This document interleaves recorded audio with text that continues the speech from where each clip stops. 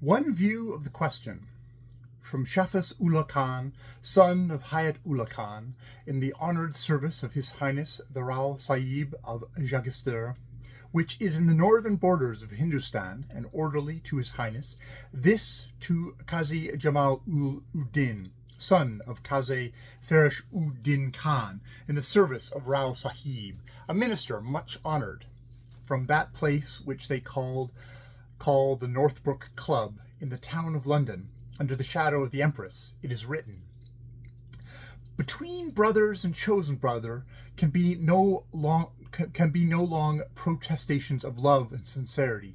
Heart speaks naked to heart, and the head answers for all.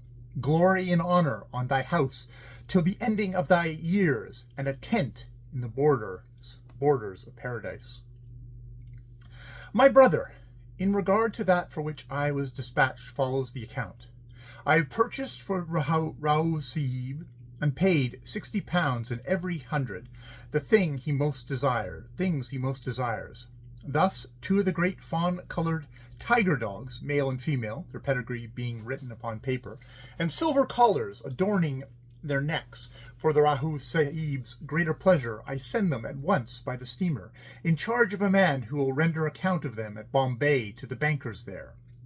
They are the best of all dogs in this place. Of guns I bought 5, 2 silver sprigged in the stock, with gold scroll work about the hammer, both double-barreled, hard striking, cased in velvet and red leather, 3 of unequalled workmanship, but lacking adornment, a pump gun that fires 14 times, this when the Rao Sahib drives a pig, a double-barreled shell gun for tiger, and that is a miracle of workmanship, and a fowling piece no lighter than a feather, with green and blue cartridges by the 1,000. Also a very small rifle for blackbuck, that yet would slay a man at 400 paces. The harness with the golden crest for the Rao Sahib's coach is not yet complete, by reason of the difficulties of lining the red velvet into leather, but the 2-horse harness and the great saddle with the golden holsters, that is, for state use, have been put with camphor into a tin box, and I have signed it with my ring. Of the grained leather case of women's tools and tweezers for the hair and beard, of perfumes and the silks, and all that was wanted by the women behind the curtains, I have no knowledge. They are matters of long coming, and the hawk bells, hoods, and jesses with the golden lettering are as much delayed as they. Read this in the Rao Sahib's ear, and speak of my diligence and zeal, that favour may not be abated by my absence, and keep the eye of constraint upon that jesting dog without teeth. Bahadur Shah, for by thy aid and voice, and what I have done in regards to the guns, I look, as thou knowest, for the headship of the army of Jagisur. That conscienceless one desire is also, and I have heard that the Rao Sahib leans that word. Have ye done, then, with the drinking of wine in your house, my brother, or has Bahadur Shah become a forswearer of brandy? I would not that drink should end him, but the well-mixed draught leads to madness. Consider. And now, in regards to this land of the Sahibs, follows that thou hast demanded. God is my witness that I have striven to understand all that I saw, and little of what I heard. My words and intentions are those of truth, yet it may be that I write of nothing but lies.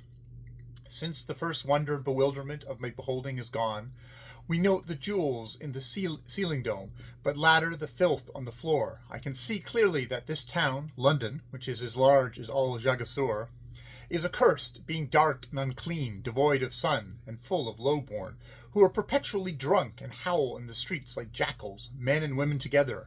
At nightfall it is the custom of countless thousands of women to descend into the streets and sweep them, roaring, making jests, demanding liquor.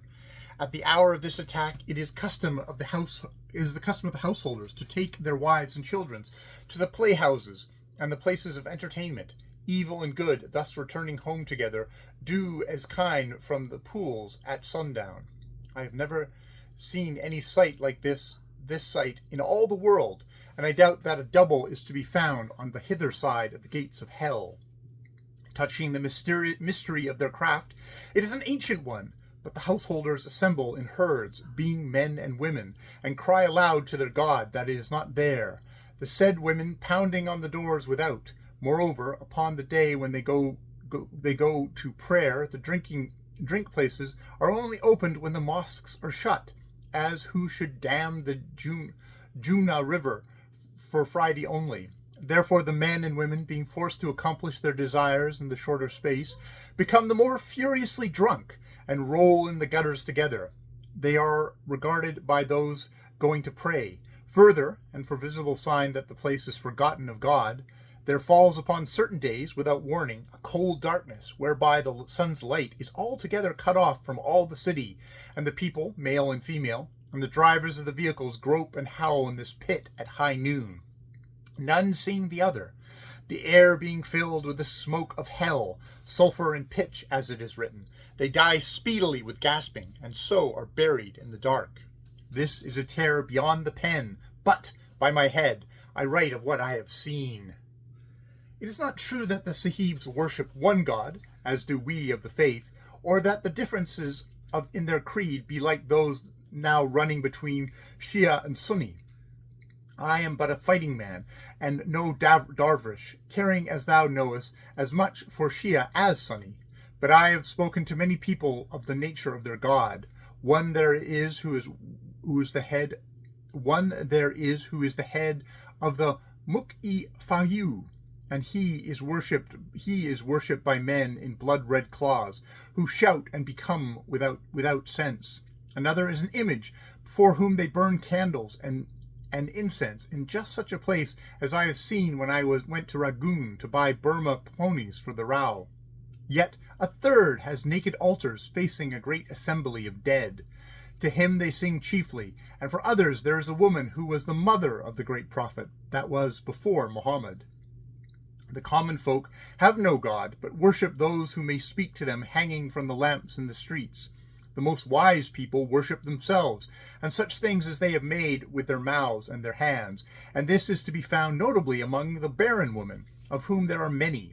It is the custom of men and women to make for themselves such God as they desire, pinching and patting the very soft clay of their thoughts into an acceptable mold of their lusts. So each is furnished with a godling after his own heart, and this godling is changed in a little as the stomach turns or the health is altered. Thou wilt not believe this tale, my brother, nor did I when I was first told, but now it is nothing to me, so greatly has the foot of travel led out the stirrup holes of belief. But thou wilt say, what matter to us whether Ahmed's beard or Muhammad's be the longer? Speak what thou can of the accomplishments of desire. Would that thou wert here to talk face to face and walk abroad with me and learn. To this people, it is a matter of heaven and hell whether Ahmed's beard and Muhammad's tali differ by but a hair. Thou knowest the system of their statecraft? It is this. Certain men, appointing themselves, go about and speak to the low-born, the peasants, the leather workers, and the cloth dealers, and the women, saying, Give us leave by your favor to speak for you in the council. Securing that permission by large promises, they return to the council place, and sitting unarmed, some 600 together, speak at random for each for himself, and by his own ball of low-born. The viziers and dudans of the empress must ever beg money at their hands, for unless more than half of the 600 be of one heart towards the spending of the revenues, neither horse can be shod, rifle loaded, nor man clothed throughout the land. Remember this very continuality. The 600 are above the empress, above the viceroys of India, and above the head of the army and every other power that mouse has ever known, because they hold the revenues. They are divided into two hordes, the one perpetually hurling abuse at the other, and bidding the low-born hamper and rebel against all that the other may devise for government, except that they are unarmed, and so call each other liar, dog, and bastard without fear, even under the shadow of the empress's throne. They are at bitter war, which is without an end. any end. They pit lie against lie, till the low-born and common folk grow drunk with lies, and in their turn begin to lie and refuse to pay the revenues. Further, they divide their women to bands, and send them into this fight with yellow flowers in their hair, and since the belief of a woman is but her lover's belief stripped of judgment, very many wild words are added. Well said the slave girl to Mum in the delectable passages of the son of Abdullah. Oppression and the sword slay fast, thy breath kills slowly, but at last. If they desire a thing, they desire that it is true. If they desire it not, though it were death itself, they cry aloud, it is never been. Thus their talk is the talk of children, and like children they snatch at what they covet, not considering whether it is their own or another's. And in their councils, when the army of unreason has come to the defiled dispute, and there is no more talk left of on either side, they, dividing, count heads, and the will of that side which has the larger number of heads makes that law. But the outnumbered side run speedily among the common people, and bid them trample on that law, and slay the officers thereof. Follows slaughter by night of men unarmed, and the slaughter of cattle and insults to women. They do not cut off the noses of women, but they crop their hair and scrape the flesh with pins. Then those shameless ones of the council stand up before the judges, wiping their mouths and making oaths. They say, before God we are free from blame. Did we say, heave that stone out of that road and kill one to another and no other? And so they are not made shorter by head, because they only said, here are stones, and yonder is such a fellow obeying the law, which is no law, because we do not desire it.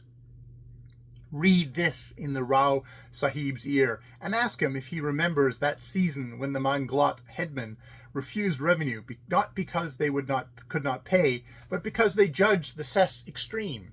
I and thou went out with the troopers all one day, and the black lances raised the thatch, so that there was hardly any need of firing, and no man was slain.